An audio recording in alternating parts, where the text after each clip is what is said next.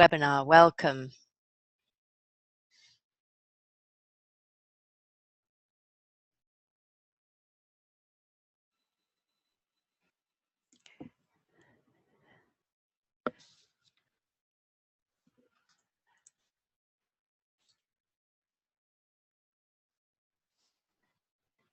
Good morning, everybody. Thank you for joining us this morning. My name is Julia Buss. I'm the Deputy Director for the Center for Occupational and Environmental Health. And I'd like to welcome you to this webinar on the topic of violence in the healthcare workplace, which is a research and policy update that's presented by Dr. Robert Harrison. A few housekeeping items first before we get started. You will actually be muted during this presentation. So if you'd like to ask a question, please enter it into the online Q&A. At the completion of the presentation, we'll spend 5 to 10 minutes in Q&A going over your questions. We really appreciate your interaction and hope that you'll have some good questions for our presenter today. One other thing is that there is one continuing education contact hour available for this webinar. And if you wish to obtain credit, you would need to register again at coehce.org and also complete the evaluation for the webinar. And then you'd be emailed your certificate of completion. After today, the webinar will be archived and a link will be at coehce.org available for CE credit. Our monthly webinar series takes place on the first Wednesday of each month at 10:30 a.m. Next month, we are pleased to welcome on Wednesday, October 4th, Dr. Jessica Drude-Paz, who is going to be talking about mindfulness, promoting health and safety by being in the moment. So at this time, I'm very pleased to welcome our speaker for today, Dr. Robert Harrison. Dr. Harrison is a clinical professor of medicine at UC San Francisco and chief of the Occupational Health Surveillance and Evaluation Program at the California Department of Public Health. He's also the associate director of the UCSF Occupational and Environmental Medicine Residency Program. And he also teaches at UC Berkeley School of Public Health. So we're very, very pleased to welcome Dr. Harrison today. Thank you very much for your presentation. And remember, everybody, if you want to ask questions, enter it into the online Q&A. So thank you. At this time, I'm going to hand over to Dr. Harrison. Thank you very much, Julia, and welcome everybody to the webinar. I'm glad to see that there are about 60 of you out in webinar land. I'm going to talk about violence in the healthcare workplace. And it's incredibly timely because as of April 1st, 2017, there's a new CalOSHA, or DOSH, Division of Occupational Safety and Health standard on healthcare workers with a very broad scope and a very broad responsibility on the part of employers and employees alike to try to prevent workplace violence among healthcare workers. And if I can figure out how to advance the slide. There we go, thank you. About 5 years ago, Donna Gross was a psychiatric technician at a large California forensic psychiatric facility in Northern California. Donna had worked there for more than a decade, and she was responsible for an inpatient psychiatric unit, one of many at this large forensic psychiatric facility. It was a Saturday. It was a little bit cloudy and drizzly, and she was working a double shift. She had gone out to the parking lot to take a break, walked through the Sally Port, which is the entrance to this facility, and walked about a quarter mile across a large open campus between the entrance and the locked psych facility. She never made it to the locked inpatient facility. When her coworkers noticed that she was missing after about an hour after her report time. They put out an alert to security, and unfortunately they found Donna deceased at the entrance to the locked facility, behind about a 4-foot wall. It turned out that she had been strangled and killed while returning to her locked unit. They quickly found the perpetrator, who was an inmate/patient well known to the staff at the facility. He had been there for several years and was in this locked inpatient unit because of some previous convicted crimes that were quite violent. At least one of them was an assault on a healthcare worker in a parking garage.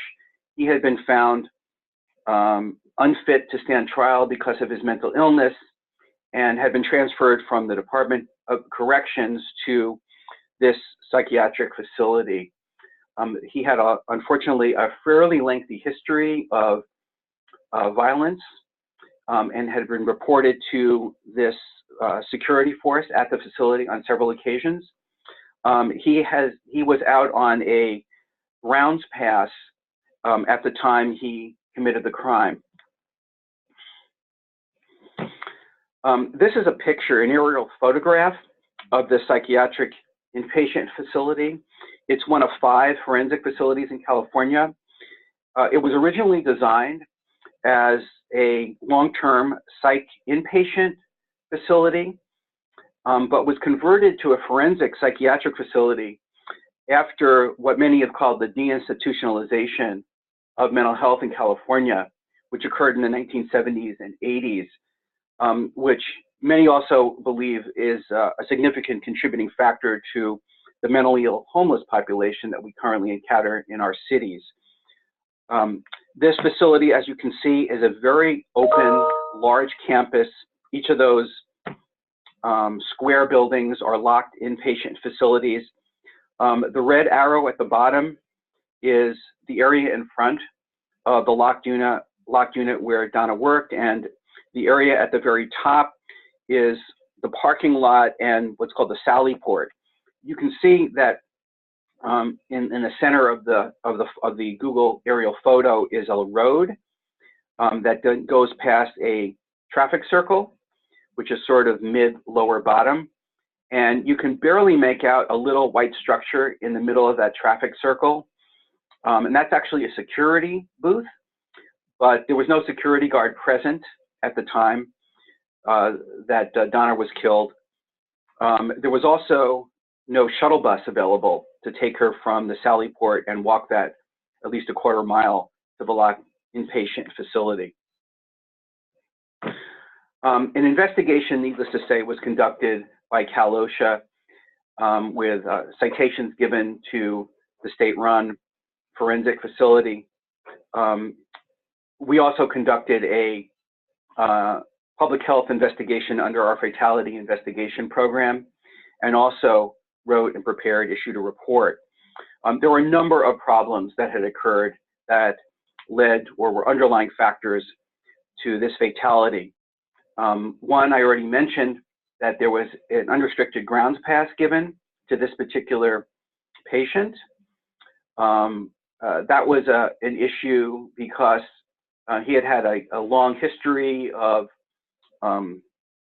potentially disruptive and violent behavior on the inpatient unit. He had threatened another staff person some months earlier. There were multiple reports to the hospital security. Donna was wearing a personal alarm system, but that was only operational inside the units. It did not have the capability, it didn't have the distance built into that alarm system. It didn't work outside. There was no escort or bus system, I already mentioned, and there were no security personnel on the grounds at the time. And finally, I would probably add that there was no buddy system in place here, so most of the hospital staff were used to walking by themselves across the campus grounds. You can see that this led to vigils and quite a lot of media coverage subsequently over the next several months. This was really a terrible tragedy which upset many of the psychiatric workers, both medical and non-medical. One of her co-workers had to take many weeks off of work because he knew Ms. Gross really well, and he was, had some significant distress that was a barrier for him returning. He eventually did return. This provoked what, after a several-year period with a campaign by 2 healthcare worker unions in California, involvement by CalOSHA, and comments and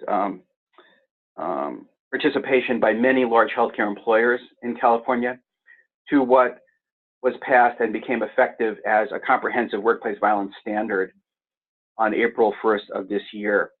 And I think, as has been my experience so often, that it was really a case and a tragedy that focused a lot of attention on what research and data had been showing for many, many years is a very significant problem of workplace violence in healthcare, and particularly in psychiatric healthcare. What is workplace violence? It's any physical assault, threatening behavior, or verbal abuse that occurs in the workplace setting. And I think everybody is probably familiar with physical assault as an obvious incident of workplace violence, but it's really important to point out that threatening behavior or verbal abuse is also defined as workplace violence, both in the literature and under the new California standard.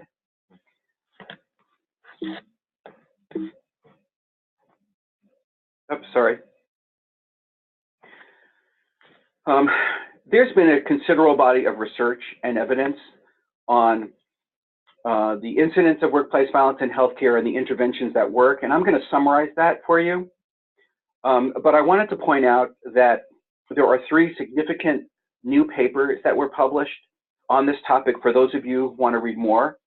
One is from the General Accounting Office that was published in March of last year, and it was a monograph reviewing the data on workplace violence in healthcare, the policy solutions that were underway in various states, and made recommendations to federal OSHA that greater regulatory initiatives were needed. This was requested by 2 Democratic leaders in Congress at a time when we were under the last administration. As a result, and partly as a result of this, federal OSHA initiated rulemaking with a preliminary request for information that they put out in late 2016. I know that occupational health has really made it into the big time when there are 2 major review papers, one in the New England Journal and the other in the Journal of the American Medical Association, JAMA. And here are 2 articles. One was in April of 2016 and the other was in September of 2016. And I highly recommend these to you as really good references. The rubric, just to remind people that are not familiar with the types of workplace violence, this was developed by John Howard, actually, who's the current director of NIOSH and was the chief of CalOSHA in the 1990s. John developed and published this rubric, which still remains very useful and is a really good way to classify workplace violence event. Type 1 are criminal intent. So this is, the prototype would be someone robbing a convenience store for petty cash, and in the process injuring or killing the store clerk. Type 2 is the customer or client. And so this includes healthcare workers. So this includes patients, healthcare worker, family healthcare worker, but also includes caregivers, could be home health nurses, home health aides, police correctional officers arresting suspects, flight attendants in an altercation with a passenger, teachers with students, and social service workers with a client in an office. Type 3 is what's called horizontal violence, which is verbal abuse and bullying. And this is typically worker on worker, but it can also be manager on worker. And in the discussion and debate about the recent healthcare worker standard in California, this became a really, really important issue to determine whether this is within the scope of the current CalOSHA standard. Short answer is it is. It does include verbal abuse as a definition of workplace violence. And then the fourth is a personal relationship, and this is a domestic violence related incident. So this is the family member or partner or spouse coming into a workplace with some dispute leading to violence. We've known that workplace violence is a major problem for more than 2 decades. And depending on the data source, there are millions of non-fatal work-related violent incidents occurring annually. It's the 3rd leading cause of occupational injury fatalities in the United States, and the 2nd leading cause of death for women who are working. And 2/3 or more of workers in the healthcare workplace will report an incidence of either a sexual threat or physical violence. So when I was investigating the incident at this forensic facility and had meetings in the living room of one of the healthcare workers talking to a large group of nurses, the stories and the personal incidents that had occurred were really quite gripping. And I've given many trainings in which once the space is safe for people to report, it's really quite remarkable what comes out. That is often never reported. This is a figure taken from the Phillips New England Journal paper. You can see that the rates of workplace violence that miss work days, and this is according to the Bureau of Labor Statistics data. So these are coming from OSHA logs. This undoubtedly is a tip of an iceberg because most of these incidents go unreported, but you can see the markedly higher number in healthcare and the astronomically higher number in state health and social service agencies. Another figure taken from the GAO report published last year, and you can see various estimates of the number of violent-related workplace assaults reported by healthcare workers, and it's in the several 100,000 per year, and that's been pretty consistent. I don't know why 2012 is such a great glitch. This comes from the National Crime Victimization Survey that's done by the Bureau of Justice Statistics. This is a random sample, population-based, and again, I don't know why 2012 is an anomaly. When you look at it by occupation, you can see that psychiatric aides, the middle column there, particularly in private industry and even more so in state government. So psych aides, and that indeed, that was Donna. She was a psych tech, psych aide. They are particularly vulnerable. Just some more data. Their injury rates in healthcare workers are second only to law enforcement. Nurses are 3 times more likely to be victim of violence, and more than 3/4 of nurses in one survey reported an episode of verbal or physical abuse in the previous year. And when we look at it by type of facility, we find these rates elevated in nursing homes, long-term care, intensive care units, psychiatric behavioral inpatient units, emergency department, and with geriatric patients. It was this data regarding the incidents that helped define the very broad scope of the new California Workplace Violence Standard.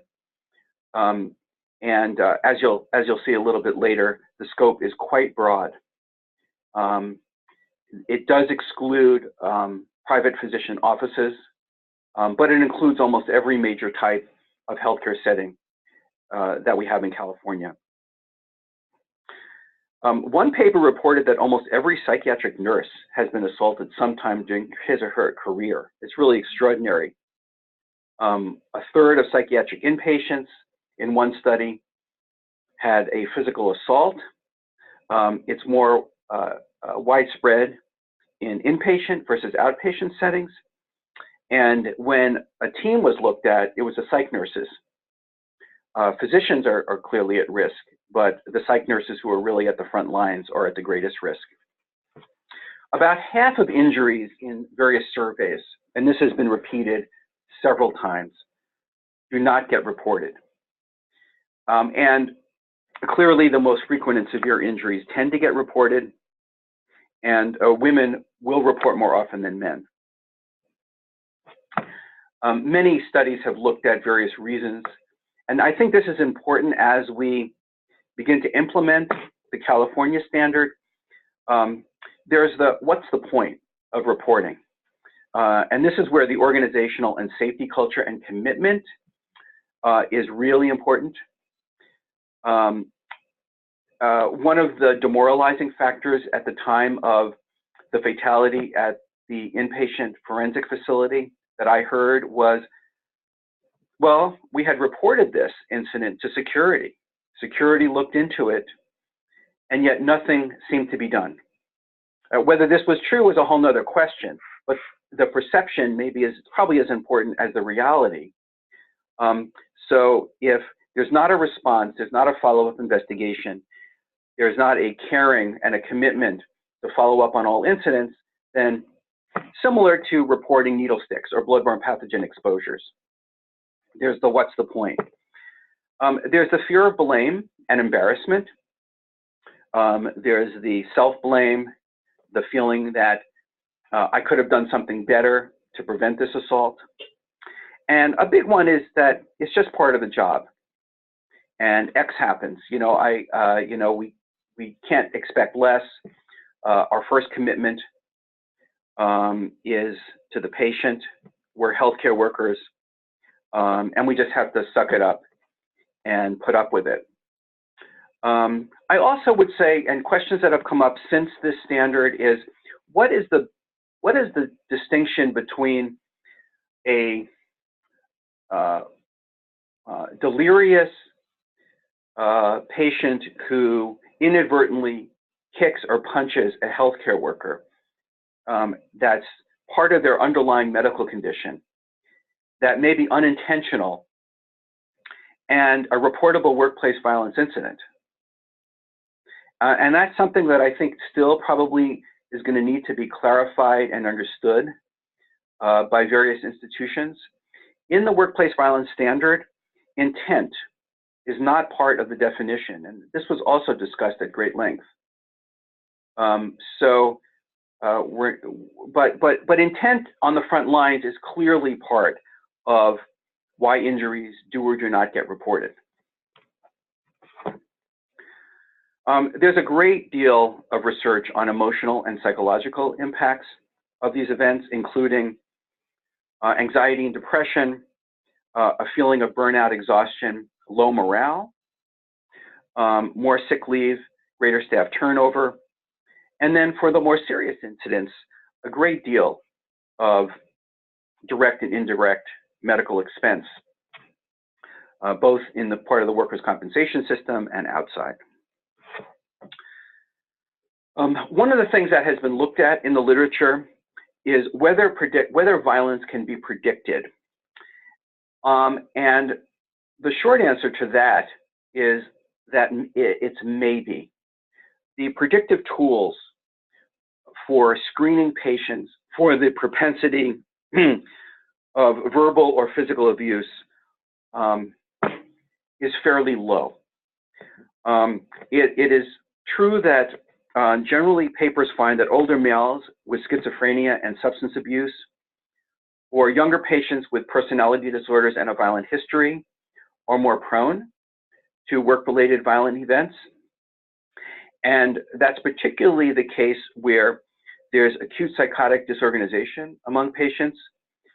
There's organic impairment, so this is the delirious or the demented inpatient or outpatient. Where there's a denial of service, that seems to be pretty important. So this is the patient in the emergency department who's waiting 5 hours or gets shunted around and begins to get angry, or is provoked by others, either by healthcare workers or by patients or other staff. There have been various tools that have been tried to predict the propensity for workplace violence. These are generally screening instruments that are given in the inpatient setting.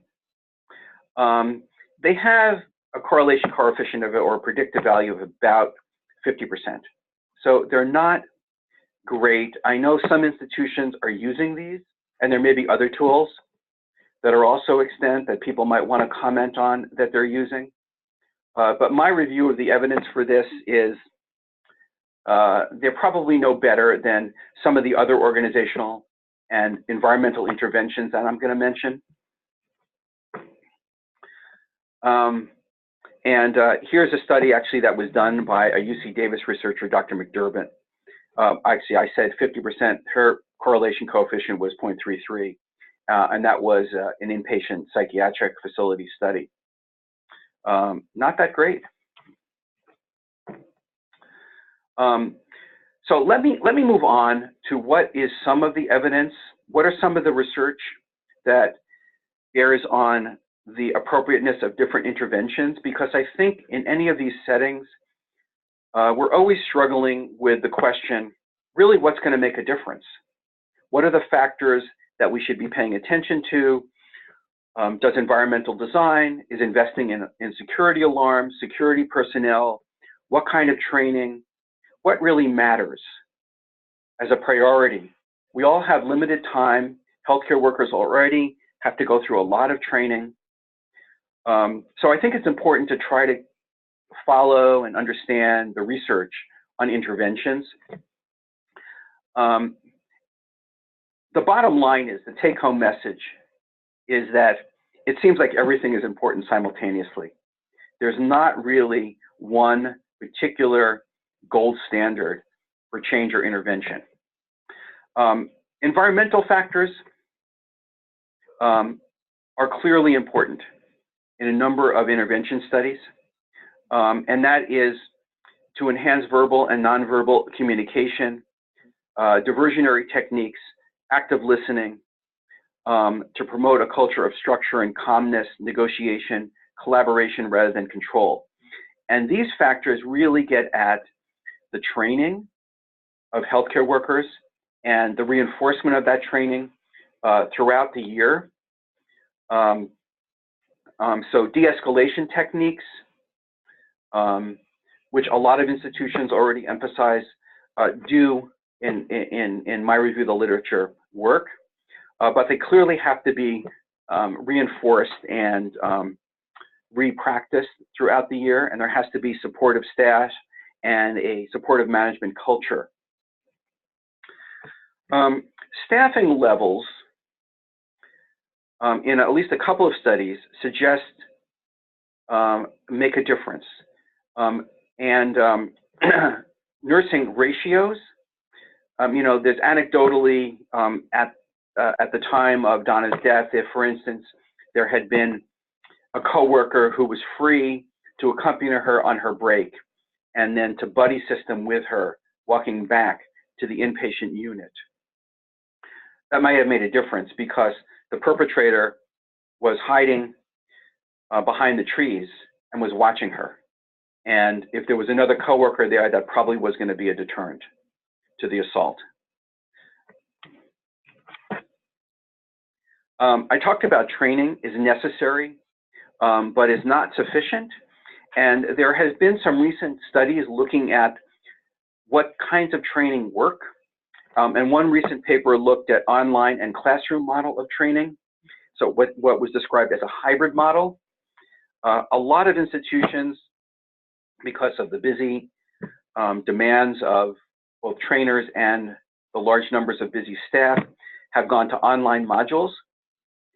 And at least in this one research paper suggested that just an online module was not the best, that it needed to be combined with in-person classroom training. But unfortunately, there are also some studies that show that training alone does not consistently decrease assault rates. It may deal with the assaults when they happen, but it doesn't seem to have a huge impact on the frequency of assaults. Addressing the post-incident staff needs has definitely been shown to be effective. So post-incident debriefing, either individually or in group sessions, if there are a number of healthcare workers affected, to deal with the common reactions of fear, anger, denial, keeping secrets, not talking about the incident. Prosecution for assaults. It has been common in some facilities that, particularly around the country, California is probably changing a little bit, that psychiatric patients are often not charged. At this forensic facility, when I spent hours with the homicide detective,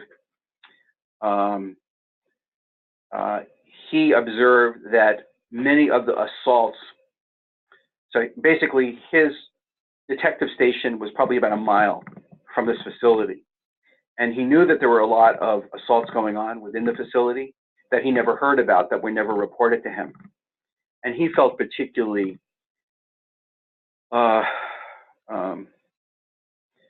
upset, if you will, that this assault had happened because he was aware that there was a lot of workplace violence occurring that he was never able to investigate. Because of this, there are a number of states that have passed legislation that make it a mandatory reporting to the local police department for more severe assaults. And we have that in California. Whether or not that makes a difference and actually reduces the frequency and severity of the assault is questionable. I don't think there's adequate data on the effectiveness of those reporting requirements. I think it makes intuitive sense and may make staff feel that, certainly feel that there's some response that would be made to these assaults. But I think we need more research to really evaluate these reporting requirements. So here are some interventions that I think do make a difference. Where appropriate, having cell phones or personal alarms make a difference. So in an outpatient facility with a chronic mentally ill, my wife is a psychiatrist, and she spent several years consulting with a city mental health service agency. And once a week, she would go to her office and see patients for medication consults at the end of a long haul. I told her she really needed to have an alarm system in place. She looked at me across the dinner table and said, "Why?" And I've been doing this for years. And I explained to her that she's particularly vulnerable and I was worried about her. Alarms make a difference in that situation. Comprehensive programs have an impact. Dr. Lipscomb, Jane Lipscomb is a researcher at the University of Maryland, has published some really good papers on this. Security personnel probably can reduce workplace assaults. So if there was a at-risk emergency department, deploying security personnel there probably makes a difference. Now there's a question of should those security personnel carry firearms or not. Haven't seen any studies on that. In some facilities they do, in many facilities they don't. The risk of firearms obviously leads to, ironically, a greater risk to some of the healthcare workers if a patient or a family member gets a hold of that firearm. Now in California, back in 1995, we actually passed legislation that requires emergency room and psychiatric units to have a workplace violence, injury, and illness prevention plan. And it was just for emergency room and psychiatric units. This happened after an assault with death among healthcare workers at LA County USC Medical Center, where some gangs came into the ER. And some investigators and myself, Corey P. Geza and Kerry Castile, injury researchers at UCLA, we looked at whether this law had a measurable impact on assault rates, and it did. We were very pleased to see that policy legislation made a difference.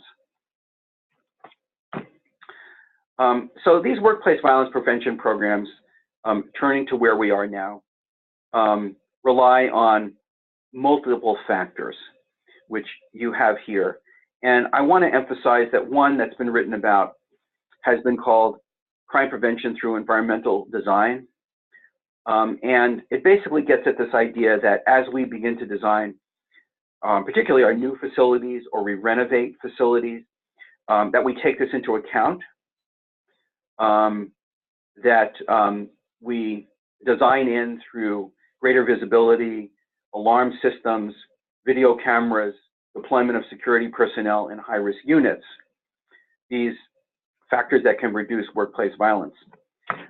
This has not often been thought of as facilities are designed, but I think we have that opportunity. It's easier on the front end than trying to figure out how to install security cameras at the end of a long hallway in an outpatient facility that's 50 years old. So what happened in California was a petition that was made by the Service Employees International Unit to the OSHA Standards Board in 2014, requesting a comprehensive workplace violence standard, a bill that was sponsored by the California Nurses Association, SB 1299, that was passed into law, that required that hospitals report the most violent incidents to CalOSHA, and that CalOSHA must post those reports on their website. Those two initiatives were combined. The petition to the Standards Board along with SB 1299, and over the next 2 or 3 years, there was a series of OSHA advisory meetings, public comments, a number of drafts.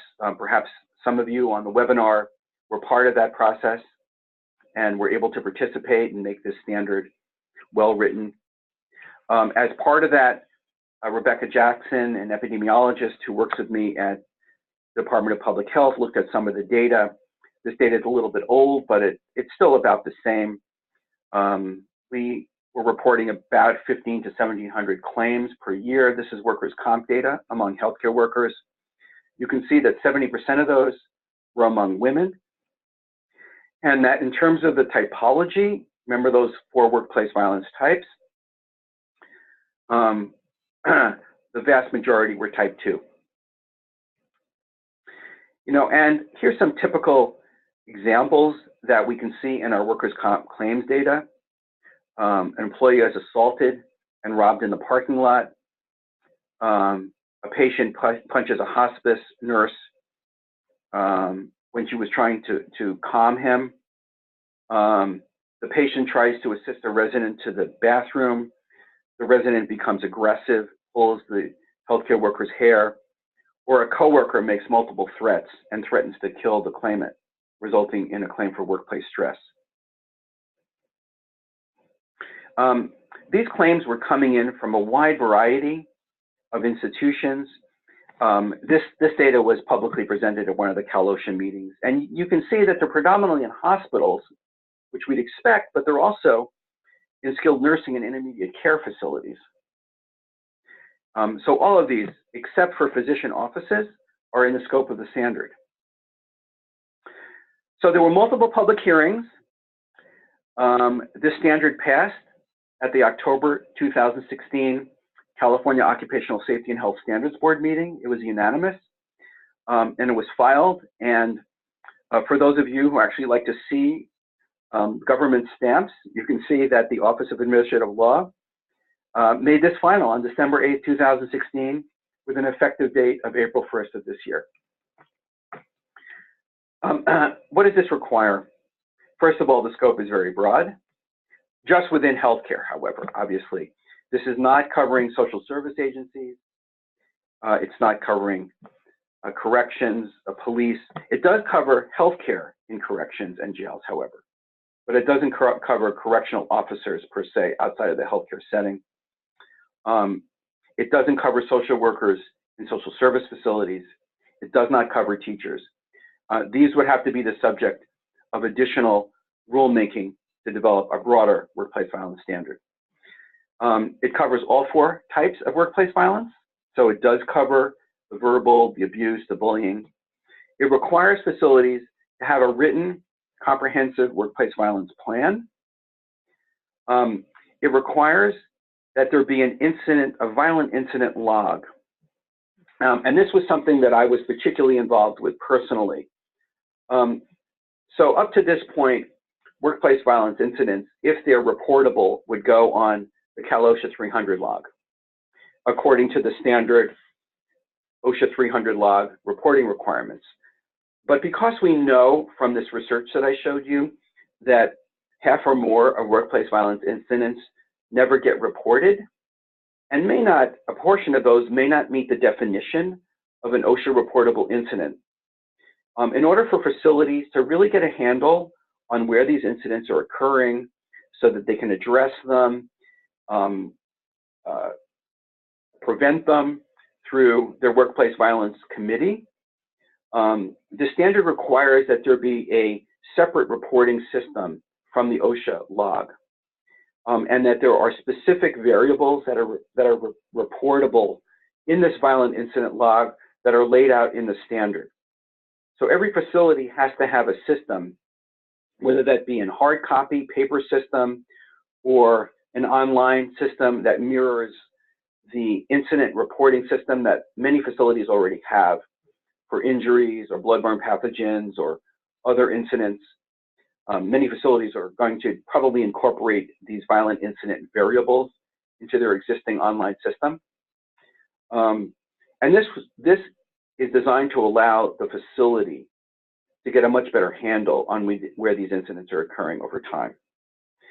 It requires that this be looked at least every year, specifies that there be training for healthcare workers on workplace violence, and has a special reporting for general acute care, acute psychiatric, and other special types of hospitals that were mandatory under SB 1299. Some of you on the call may be familiar or have logged in. This is the CalOSHA website. So this is to create a protected account that is for the OSHA reportable incident report. So this is different from the violent incident log that hospitals keep internally.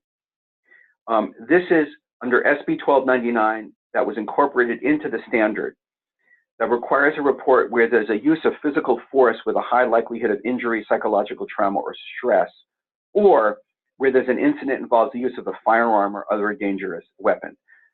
So in other words, these are the most violent incidents. So these would include the incidents that were recorded on the violent incident log system that is being maintained internally, but there's a proportion of those that have to meet this online reporting requirement that have to be uploaded to CalOSHA.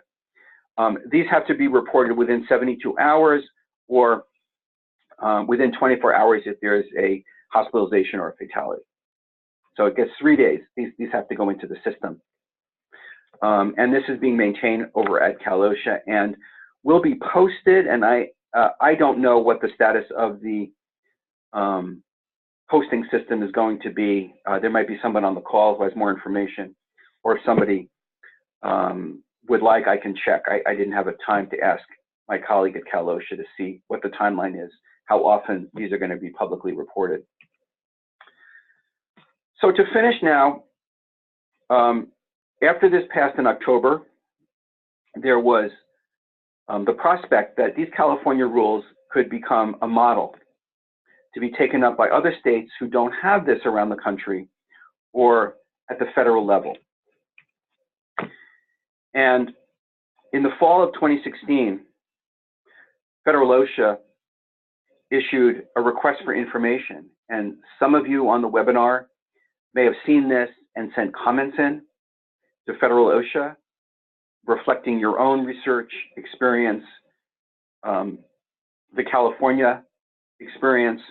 Federal OSHA had this on their rulemaking agenda to begin to determine whether a federal workplace violence standard, for those of you who know, there are about half of the states that have federal OSHA plans and half of the states that have their own state plans. So federal OSHA in rulemaking would make this a plan covered by all 50 states. The state plan states would have to be at least as protective as the federal OSHA standard. Federal OSHA received many comments, but as of July of 2017, in their biannual update to the regulatory agenda, this has been removed from the federal OSHA regulatory agenda. So at least based on this, it does not look like under the current presidential administration in the Department of Labor that we're going to see a workplace violence standard at a federal level anytime soon.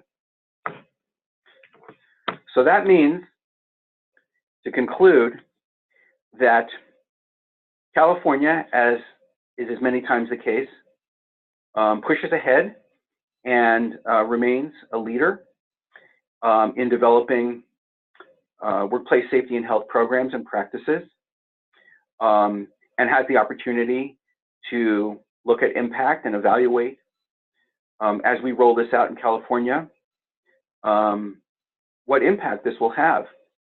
I am particularly interested as a researcher on the experiences of frontline healthcare workers and managers who are challenged with implementing this standard, training healthcare workers, understanding the difference between what gets reported and what doesn't. This standard requires that there be management worker health and safety committees. I'd be interested in to know how those are working in the front lines of our institutions. Are we going to see a reduction in workplace violence, workers' compensation claims, or OSHA reportable injuries? I think we have a lot of opportunities to really understand what we can do better to prevent the high incidence of workplace violence in healthcare workers. So with that, I'll end. And Julia, do I turn it to you to see if we have any questions? Yes, well, thank you very much for that presentation. And we do have some questions. And of course, please feel free, anyone, to ask more questions. Just enter it into the Q&A section.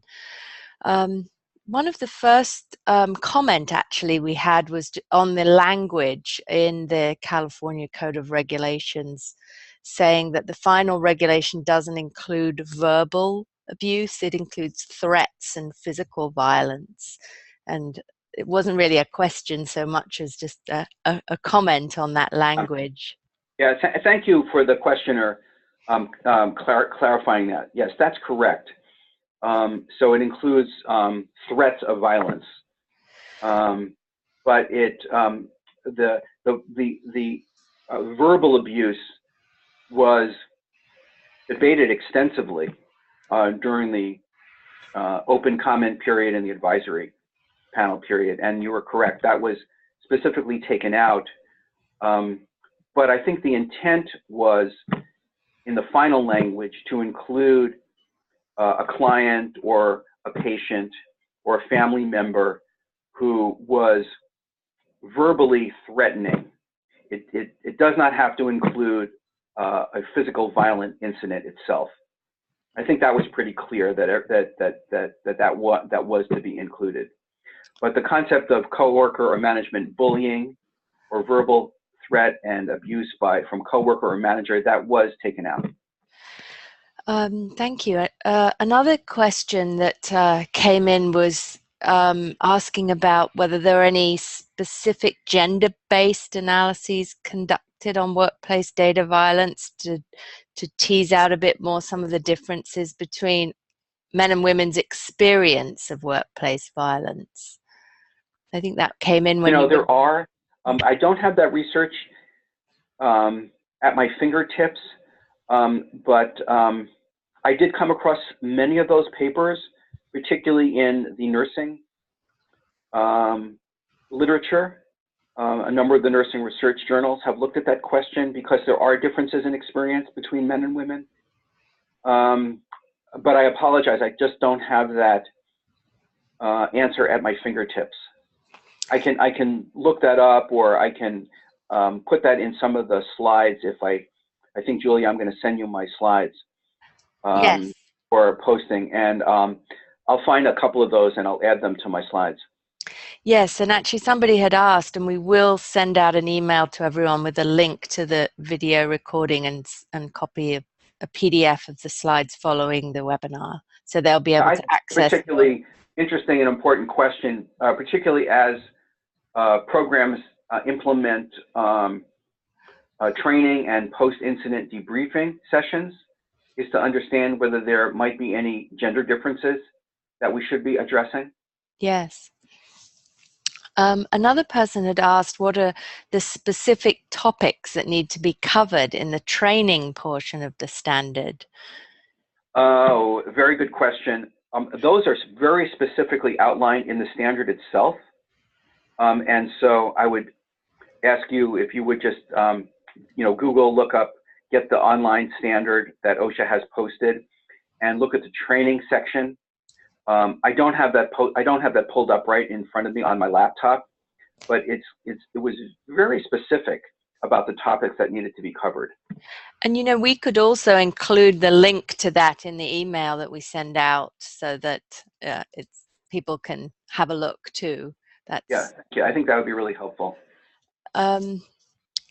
Another question is about sort of measuring the impact of these standards over time. And I wondered, I know you did speak a little about some of those results of changing numbers of people exposed to workplace violence, but I wonder if there was any specific to look at the impact in California after this regulation or standard. I'm particularly interested in the research question and the opportunity to look at the impact of what we're doing in California. I've had extensive discussions with several collaborators and partners about doing exactly that. California, although I'd like to think we're the first, that we're always the first in developing regulations or policies, the first and obviously the best, there have been many other states that have workplace policies on the books that are similar, not quite as comprehensive as California's. I am not aware, aside from Jane Lipscomb and her research that she's published in New York, which has a workplace violence provision for public hospitals, I'm not aware that there's been a prospective evaluation of impact on workplace violence incident rates. I think we have the opportunity in California to do that. There are a number of data endpoints that we could look at. I think it takes interested collaborators and a team of people, and then obviously funding to get that done. But I appreciate the question because I think we really have an opportunity. One more question came in about how does the standard work in conjunction with emergency action plan? Not really. Oh, I don't know. Yeah, I'm not really. Maybe the questioner could clarify what is emergency action plan? What would be part of? Is that part of an OSHA requirement? I can say that this is part of the OSHA requirements that healthcare employers have to abide by. That would be separate from anything else. But I'm not sure what this emergency action plan is part of. Yes, I'm not sure. Maybe if that person can give us a bit more clarification. I did want to also say that You talked about the importance of the experiences of workers and managers at the front line implementing these standards, and because of that, we plan in next year, 2018, to have a one-day continuing education event where we could invite some people who've been doing that very thing to share their experience and perhaps talk about some things that have really worked or some challenges they've faced. So if you're interested, everyone listening, keep an eye out for that. We plan to host something on that nature next year. Oh, I do see that was Chris Kirkham asked that question. Hi, Chris. I don't know. Chris posted up the Title 8 section regarding employers' emergency action plans. Chris, I don't know the answer. I mean, it's a separate section of the Labor Code of Title 8. I don't think there's any reference in the workplace violence plan to the emergency. Oh, Chris didn't ask that. Chris just said he just sent me the piece. He didn't ask the question. I don't think there's a relationship between the two. I'll double check though. I don't remember anything in the workplace violence standard referencing the emergency action plan. Okay. Well, they're separate. Does anyone else have any further questions? We have a couple more minutes. We could take one more question if anyone has one. Otherwise, I'd like to say thank you so very much to Dr. Harrison for speaking today. It was really informative, and I'm so glad to have learned about this from you today.